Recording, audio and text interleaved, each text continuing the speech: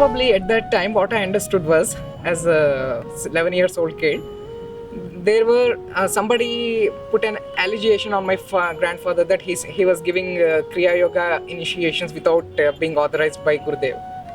And Gurudev, he looked at my grandfather and said, "Kameshwar Baba, are you initiating people?" So my grandfather has not initiated, in fact. So he said, "No, Baba."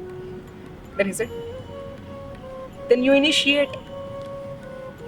So I was there witnessing the whole event. Then my grandfather looked very surprised. "Baba, yes, you start initiating people from today." So he said, so later I understood that he was being formally, officially authorized as a Kriya Yoga Acharya. So that was it. And by the time this conversation was going on, my other family members were also there in the room. And we had some good time, some photographs with him. And at the end of it, it was we were taking pranams to leave him. And again he called me and asked, very particularly looking deep into my eyes, "What do you want to become?" At that time, I was fascinated about astronomy and space and space research and science and those kind of things. And my second fascination was computers. So they was just entering India. So I thought I would become either a space scientist or a computer software engineer. So I told Gurudev, "Baba, I will become a scientist." Then he had a mischievous smile on his face and said, "Scientist? You see, a scientist cannot enter every home. Look at your grandfather. He's a doctor. A doctor is welcome in every home. You become a doctor," he said. I didn't take it seriously at all. I said, okay. I didn't know the greatness of Gurudev also at that time. So I was thinking, okay, this old gentleman is giving his own particular piece of advice. Anyways, I'll keep it somewhere at the back of my mind, I thought. Then he blessed us and we left. That was actually my only interaction, physical interaction with Gurudev. And time has flown, and by the time I reached my +2, finished my +2, that is the time in India when we are supposed to choose our path. Engineering, medicine, or whatever, that is the time. And I was very sure I'm going to take the mathematics group and become an engineer, some computer engineer. But just 2 days before the examination where I'm supposed to apply for either mathematics or biology groups, I don't know, in spite of all my mind or whatnot, I suddenly declared to my parents, I want to become a doctor. I didn't know where that thought or inspiration was coming from. Vaguely, of course, I remembered Gurudev telling that, but I did not feel that is his. I did not feel his hand behind me, guiding me. But I said I will become a doctor. They thought, my parents thought I was going crazy. So because always I wanted to become a computer engineer, and why on earth should I declare 2 days before the exam that I will become a doctor? Anyways, they said, okay, go ahead with whatever you want. I never bothered much about studies in my whole life, but I was reading enough before the examinations always. But that is not enough to get a seat in medical college. That is known to be one of the toughest exams in India.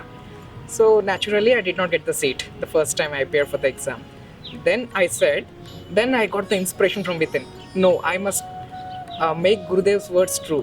Whatever he said is bound to be true. It cannot be otherwise. So I thought, okay, let me try one more time. So they put me in a hostel. Hostel life is new to me. So that was the first time I'm away from my parents. And I was so homesick the whole year. It is a 1-year course, a long term, that's what we call it. I was homesick. I could not focus on the studies. And as a result, I failed the examination for the second time. Then everybody, including my parents, dissuaded me from appearing for the third time because I have already lost one precious year of my life. They said, why not go for B Pharmacy, why not go for dental, why not go for something else? Then I thought, if Gurudev has said I will become a doctor, I think I will have to, that is my destiny. Let me try just one more time. So I have joined once again. This time I was used to the hostel environment and I started studying hard, rigorously. And I have done well throughout the year, standing first in the campus, first in the college, and so many things to the credit. And finally, the final examination has come. And the examination has 180 questions, and 200 questions, and generally we have to get at least 180 or 185 correct out of 200 to get a seat in medical college. There's a hard job, and we have got so many subjects and a whole bunch of textbooks to mug up. So I was sitting for the examination. I noticed that the physics was extremely tough, and all my preparation was not useful. There were about 11 questions which I don't know head and tail about. So I thought, what should I do? 11 questions is too much. That can decide my whole fate. Then at that moment I have got an inspiration. Why not think of some devotional songs and do that lottery kind of thing? So I started remembering all the bhajans and devotional songs that I know. So whichever the song will have one sentence each, 4 sentences generally. I would take the first sentence. I would mark each letter with each option, multiple choice, A, B, C, D, A, B, C, D. So I would go by an order. So 11 questions I have attended that way, praying to gurus and God. And it so happened, once the results were declared, out of those 11, 7 were correct, which doesn't happen at all. And that made all the difference for my seat. I got the seat in medical college. Yes, and after that, I have taken the biology group, and I have got a seat in MBBS. That's what we call in India. I have become a doctor. I telephoned to him and told him that, Baba, I am going to retire in another 1 month or so. Then he started, okay, my son, you have never soiled your hands in your life, in the entire service career. This was the language. 2, you have never soiled your mouth during the entire service career. By that he meant was that I have not taken any money or bribe or anything which was not due to me from anybody in my life during my service career. By conferring some favor, I have not accepted any bribe or anything from anybody. So therefore my hand is unsoiled. True. Two, you have also not soiled your tongue by telling foul things, telling things against anybody, being cruel to anybody through your voice. So you please remember that. I said, yes, Baba.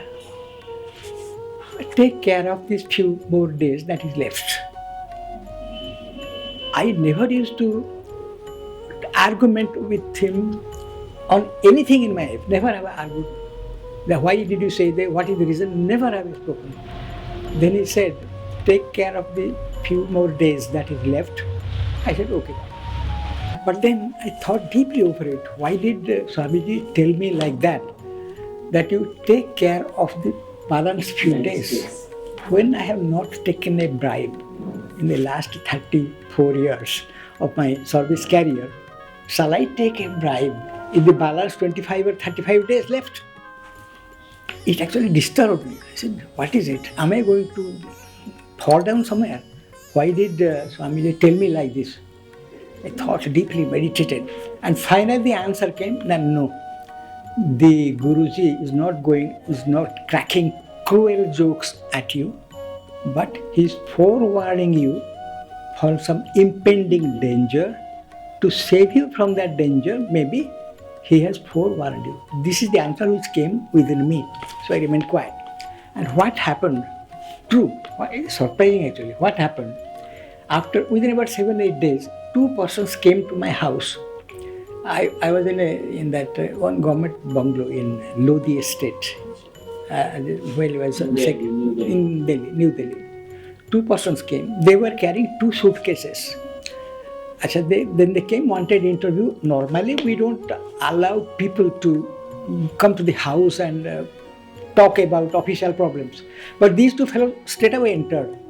Okay. Then I said, sit down and we talk.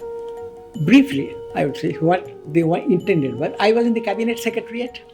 Now, a memorandum in the cabinet secretariat was pending about allotment of valuable land in Delhi to hotel purposes. In Andrewsganj area, very costly, crores of rupees. So the paper was pending in the cabinet secretariat. I was in the cabinet secretariat. These fellows thought that if we bribe this man, we may get that paper made in such a manner that the government will allot that valuable land for our hotel purposes in Andrewsganj. That was their idea. So they went on talking, and then finally I could know that this is the purpose. They also gave sufficient hint that this is not enough. Means these two bags which are one, they said 1 crore of rupees inside. This is what he said. Not that I have checked, but this is what he said. My son, what was terrible. These hotel fellows are terribly rich in Bombay, Delhi fellows, like crores, mint money crores. Acha. Then I had to wriggle out from this situation by telling them all sorts of, I cannot dissatisfy them, I not be angry with them, no point in being angry with them, but I have... Be dangerous. Why should I be angry? And anyway, it may be dangerous also, they are also mischievous fellows, but that is not the purpose. Why should I be angry with them?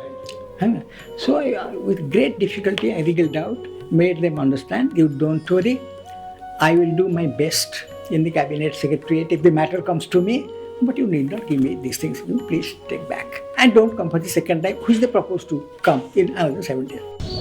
He said, Baba, you have, stars are very much unfavorable to you, he said. And I thought, why stars will be unfavorable to me? What the planet Moon or the Mars has to do with a person like me? No, Baba. You are suffering. Actually, I was suffering, both physically and mentally very much. I did not disclose it before me. While deeply meditating, you pray God, oh God, remove my bad stars. It was his advice. Then I followed it. Actually, I was suffering from bleeding stomach at that time. And, at that time, a lot of difficulties surrounded me. A lot of difficulties. One day, when I was just entering into the premise, he gave me a check. Told me, take this check, encash it, and take this list and bring everything. I went with that list and went to the bank. There I find 3,500 rupees was mentioned. I got money. I opened the list there. There I find some name and address of the people. Then I saw the 2,500 rupees is exhausted on distribution. Vidhava Ashram, one Bada Ashram was there in Narendra Kona. Then 2 people, one old woman, another a lame electrician. Then it covers, their address was such that it covered the entire Puri town. From this corner to that corner, I had to run from this corner to that corner. Then only one thing was mentioned, that bring a gamucha. I bought that gamucha and came to Baba. It was about 2 o'clock. Baba was waiting for me. I came and gave him the address. When they have put signature on the address that we have received money. He kept it and told me, let us go and have our meal. One deaf Baba was there, cook. He called on him and said, you just bring Kenu Baba eatables with me. He will eat with me. Then I resented. Then he just closed his eyes and, oh, no, you don't take here. Your wife is waiting for you and she has done a very spicy broth, fish for broth. You go and enjoy that. I couldn't understand why Baba suddenly changed his decision. So I went home. I found the same fish curry served by my wife. And I became astonished to know that how could Baba could know all these things and said me to take fish instead of taking the tomato and etc. etc. So that was another point of astonishment for me.